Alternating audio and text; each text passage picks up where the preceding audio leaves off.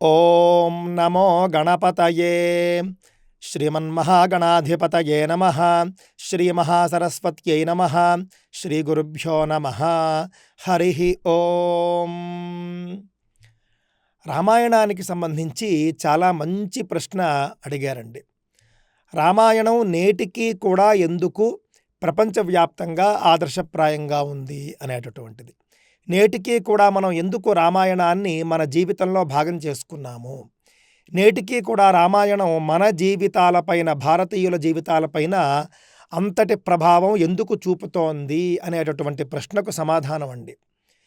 రామాయణం అనేటటువంటిది ఒక ఉద్గ్రంథం, మహత్తరమైనటువంటి పరమ పవిత్ర గ్రంథం. ఇది రామచంద్రుడి యొక్క చరితము అన్నారు, అదేవిధంగా సీతామాత యొక్క చరితము అన్నారు. ఇద్దరిది కూడాను, ఏ ఒక్కరిది కాదు. ఒక్కసారి మీరు రామాయణంలో మీరు మొత్తం మీద చూసినట్లయితే కనుక సీత లేకుండా కేవలం రాముడు ఉన్నా, రాముడు లేకుండా కేవలం సీత ఉన్నా కూడా అసలు రామాయణాన్ని మనం ఇంతకాలము మనం పవిత్ర గ్రంథంగా మనం భావించేవాళ్ళం కాదు. ఇద్దరూ ఉంటేనే సంపూర్ణమవుతుంది ఈ యొక్క రామాయణం అనేటటువంటిది. రామాయణ గ్రంథం అండి మీరు చూసుకుంటే థాయిలాండ్ దేశానికి జాతీయ గ్రంథంగా ఉంది. ఈ విషయం మనలో ఎంతమందికి తెలుసండి?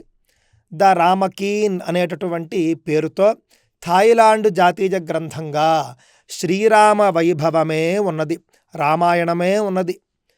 నేను ఈ శ్రీరామనవమి సందర్భంగా భారత ప్రభుత్వాన్ని కోరుతూ ఉన్నాను, భారతదేశానికి కూడా రామాయణాన్ని జాతీయ గ్రంథంగా ప్రకటించాలి అని. ఇంకెప్పుడు ప్రకటిస్తారండి, ఇప్పుడు కాకపోతే? కావున భారత ప్రభుత్వం ఈ విషయాన్ని ఆలోచించాలి.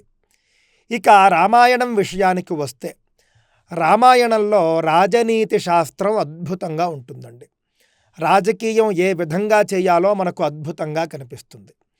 ఎక్కడికక్కడ రామాయణంలో మనకు ధర్మ సూత్రాలు కనిపిస్తాయి, ధర్మశాస్త్రం కనిపిస్తుంది. రామాయణం జరిగి నేటికి ఎంతకాలమైంది అని చెబితే కనుక ఆశ్చర్యపోతారండి. చాలామంది నిన్నకాక మొన్న, అంటే ఈ మహాయుగంలోని త్రేతాయుగంలో జరిగింది అని భావిస్తారు. అంటే ఇప్పుడు కలియుగం జరుగుతూ ఉన్నది, నిన్నటి ద్వాపర యుగము, అంతకుముందు త్రేతాయుగంలోనే జరిగింది అని భావిస్తూ ఉంటారు. తప్పండి. విష్ణు ధర్మోత్తర పురాణంలో స్పష్టంగా మనకు దీనికి సంబంధించినటువంటి ఆధారం ఉంది. రామాయణం 24వ మహాయుగంలో జరిగింది. ఇదే శ్వేతవరాహ కల్పంలో 24వ మహాయుగంలో రామాయణం జరిగింది. అంటే రామాయణ కాలానికి మనకు మధ్యలో 3 మహాయుగాలు పూర్తిగా గతించిపోయాయి. 25, 26, 27 ఈ 3 మహాయుగాలు గతించిపోయాయండి. ఒక మహాయుగం 43 లక్షల సంవత్సరాలు ఉంటుంది. ఈ విధంగా మనం 3 మహాయుగాలు కలిపితే కనుక అక్కడికే మనకు దాదాపుగా 1,30,00,000 సంవత్సరాలు వచ్చేస్తుందండి. ఆ తరువాత మళ్ళీ ఈ మహాయుగంలో గతించినటువంటి 3 యుగాలు, ఇది కూడా చాలా గొప్ప సంఖ్య, దాదాపుగా మీకు 38 లక్షల సంవత్సరాలు ఉంటుంది. ఈ మొత్తం మీద చూస్తే మనకు రామాయణం జరిగి నేటికి 1,60,00,000 సంవత్సరాల కంటే కూడా ఎక్కువ జరిగింది. ఇన్ని లక్షల సంవత్సరాలకు పూర్వం జరిగినటువంటి రామాయణ ప్రభావం నేటికి కూడా మన మీద ఉంది అంటే ఆశ్చర్యంగా లేదండి. అదే రామాయణం గొప్పదనం.